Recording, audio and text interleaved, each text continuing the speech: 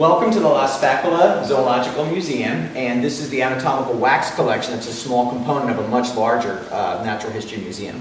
This is about half of their collection. There are many other whole bodies as well as portions of bodies that are in another room over here, so if you come back another time, you can see the rest of it. But a little bit about anatomical wax modeling. The geography of this tour does not match the chronology of this story. The anatomical wax modeling in anatomy education began in Bologna, and we'll tell that story about where it began when we're in Bologna in a couple of days. But this is the second generation, if you will, of anatomical wax modelers that were here.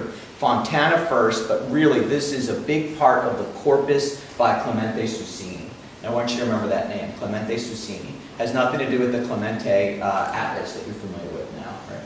And you can look at many of the pieces that'll have his year and his date. So we're talking in the 1700s. This museum was first opened to the public in the late 1700s, and it claims to be the first science museum open to the public. It's a science museum. So when you look at these, I want you to see a couple of things. One is that we discussed earlier that the bones are wax. And secondly, I overheard some of you talking about it, is the overemphasis on lymphatics. Because the lymphatic system was just being a big source of discovery and research in those days, and you can see the great detail.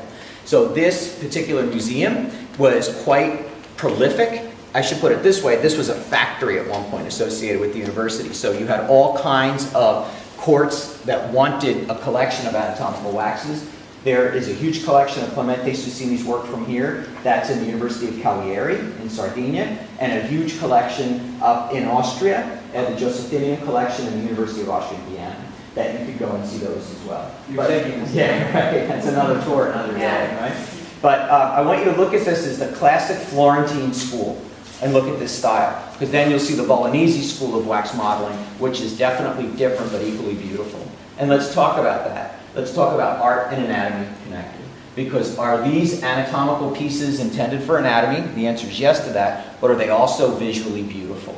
And that's something that is unique to the Italian school in general, be it either Bolognese or Florentine, when you look at the two of them.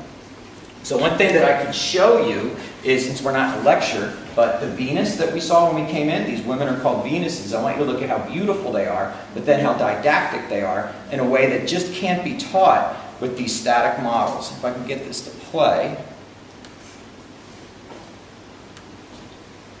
Can you see her? Is it a good angle for you? Right, so this is her as you see her out there, but these are the layers that she comes apart in. Can you see that? Okay.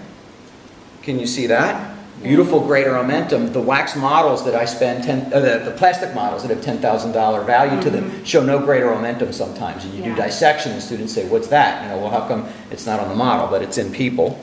You see how she goes down one layer more. One layer more. Look at the uterus.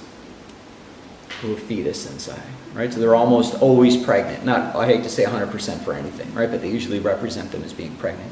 So is she beautiful? Do you see how she's laying on a mattress and she doesn't look dead? Maybe she's dead, maybe she's asleep, right? But she comes apart for didactic reasons. And in the classic Italian school, do you see how they removed everything that would make her ugly or revolting by virtue of the fact that she's dead and decomposing? Other Europeans began to do wax modeling as well, but not like the Italians, because you look at the Northern Europeans, this is what they were doing for their wax modeling, right? So this is town in the UK, right? So do you see how it's exactly like the dead guy on the slab, right? You know, so the Italians would say, well, we don't have to make them look exactly like that. We can make it look didactically effective, but still beautiful. Many of these Venuses have jewelry on them as well. You know, they have necklaces. And I don't know if she has a necklace. Yeah, pearls. Right? And I'm not sure, but the hair looks pretty close to natural, and you see how it's all cared for and braided off to the side. So it's the beauty as well as the art.